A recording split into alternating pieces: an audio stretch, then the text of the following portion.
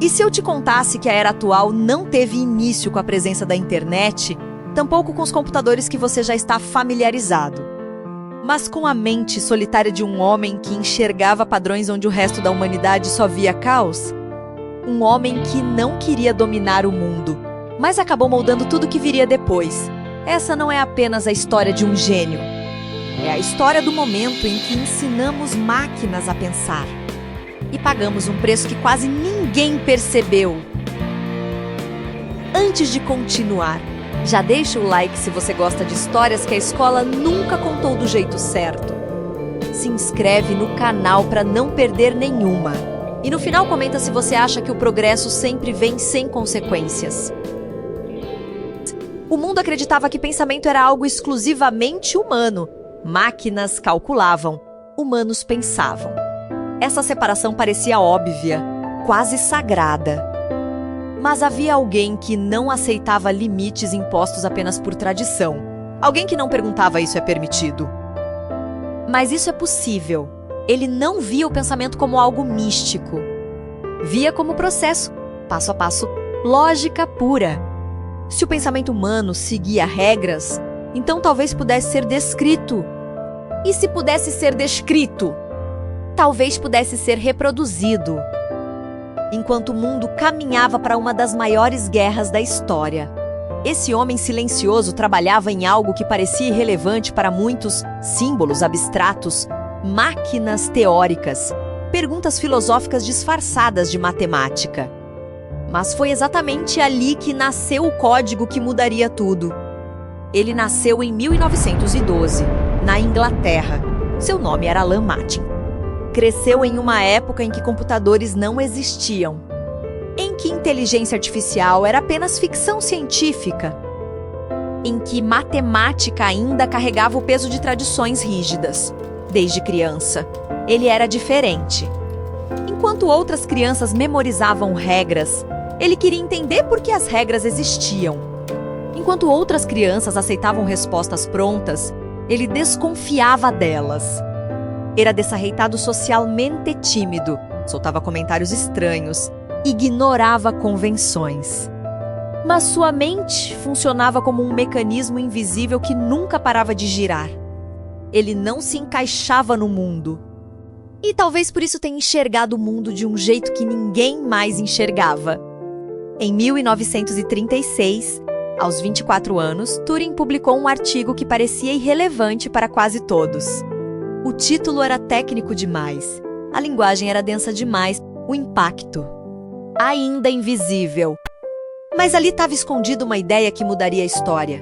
Ele imaginou uma máquina abstrata, uma fita infinita, um leitor de símbolos, um conjunto simples de instruções. Nada mágico, nada humano. Apenas lógica. Hoje chamamos isso de máquina de Turing. Na época, parecia apenas filosofia matemática. Mas, na prática, ele havia descrito o conceito de um computador universal. Uma única máquina capaz de executar qualquer cálculo, desde que fosse programada corretamente. Era a primeira vez que alguém dizia, com rigor, qualquer processo lógico pode virar código. Sem saber, Turing tinha acabado de inventar o futuro. Enquanto isso, o mundo se preparava para a guerra. A Alemanha nazista usava uma máquina chamada Enigma para criptografar suas comunicações militares. As mensagens pareciam impossíveis de decifrar. Milhões de combinações. Chaves mudando todos os dias. Nenhum padrão óbvio. Para os aliados, isso significava cegueira estratégica. Eles não sabiam onde o inimigo atacaria, nem quando, nem como. E então alguém se lembrou daquele matemático estranho que acreditava que máquinas podiam seguir lógica melhor do que humanos. Alan Turing foi levado para Blepar, um centro secreto, um lugar que oficialmente não existia. Ali, longe dos holofotes, ele começou a transformar teoria em arma. Durante a guerra, suas ideias deixaram de ser teoria. Tornaram-se necessidade. Mensagens criptografadas precisavam ser quebradas. Decisões precisavam ser tomadas mais rápido do que qualquer mente humana conseguiria. E foi nesse momento que o impossível aconteceu. Uma máquina começou a fazer aquilo que antes era exclusivo do cérebro humano. Turing liderou a criação da bomba. Ela não pensava como nós, mas seguia instruções. Testava milhares de combinações por minuto, o que antes levaria anos, agora levava horas. Mensagens nazistas começaram a ser decifradas em segredo. Os aliados passaram a prever ataques, desviar comboios, salvar milhares de vidas. Estima-se que o trabalho de Turing tenha encurtado a guerra em até 2 anos. 2 anos, milhões de vidas. Mas nada disso podia ser dito em voz alta. O segredo precisava ser mantido. O herói não podia ser celebrado. O código precisava permanecer invisível. E quando a guerra acabou, o mundo seguiu em frente. Como se nada tivesse acontecido. Sem medalhas, sem manchetes. Sem homenagens, tudo foi classificado. Turing voltou para uma Inglaterra em reconstrução como um desconhecido. Mas algo havia mudado para sempre. A partir daquele momento, não era mais absurdo imaginar máquinas decidindo, prevendo, analisando. O código deixou de ser apenas ferramenta matemática, tornou-se linguagem do poder. Quem dominava o código dominava o futuro. Ele tentou seguir em frente.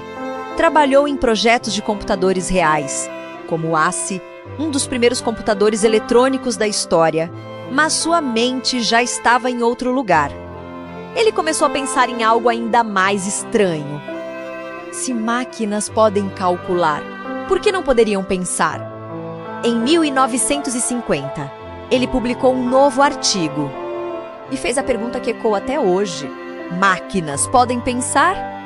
Propôs o que hoje chamamos de teste de Turing. Se uma máquina conseguir conversar de forma indistinguível de um humano, ela pode ser considerada inteligente? Na época, riram dele. Hoje, essa pergunta define toda a inteligência artificial moderna. E agora vem a parte mais difícil dessa história. O homem que ajudou a criar esse novo mundo não se encaixava nele. Sua mente era revolucionária. Mas sua existência desafiava normas sociais, morais e políticas da época. Em 1952, ele foi denunciado por ser homossexual.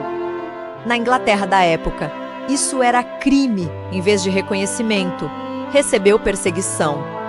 Em vez de gratidão, punição. Em vez de liberdade, humilhação. Ele teve que escolher entre prisão ou um tratamento hormonal forçado. A chamada castração química. Ele escolheu o tratamento. Seu corpo mudou, sua mente sofreu. Sua dignidade foi destruída. O mesmo sistema que se beneficiou de sua genialidade decidiu que ele era inconveniente demais para continuar existindo plenamente. Ele não morreu esquecido por falta de importância. Morreu esquecido porque sua existência lembrava o mundo de uma contradição.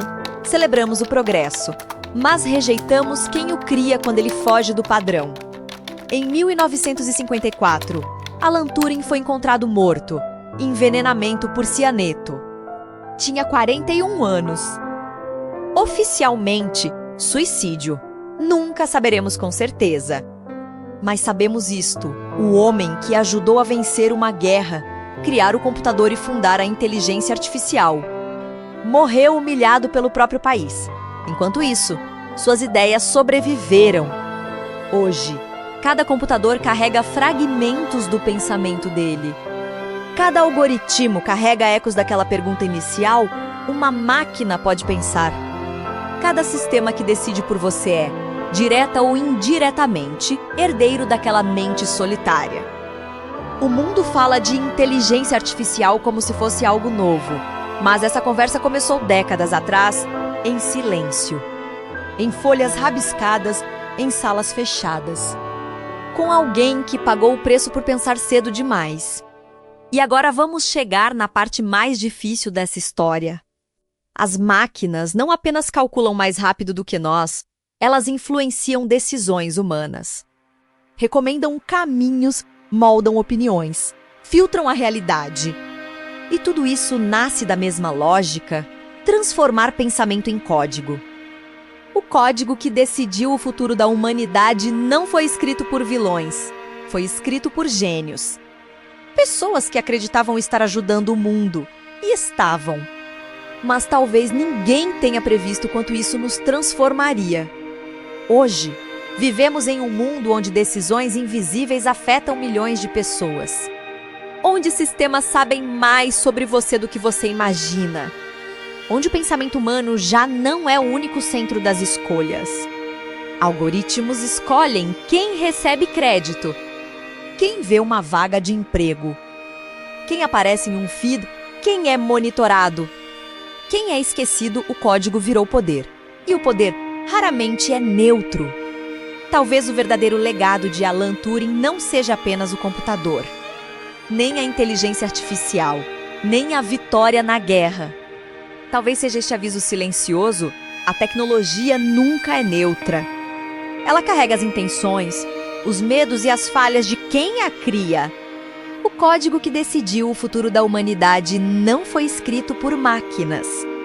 Foi escrito por humanos. E agora, nós vivemos dentro dele. Talvez o verdadeiro legado daquele homem não seja apenas a computação. Seja o aviso silencioso de que toda grande invenção carrega consequências que só o futuro entende. Se você chegou até aqui, comenta. Você acha que ensinar máquinas a pensar foi o maior avanço da humanidade? Ou o início de algo que ainda não sabemos controlar? Se inscreve no canal para mais histórias que questionam o progresso. Deixa o like se essa reflexão fez sentido para você.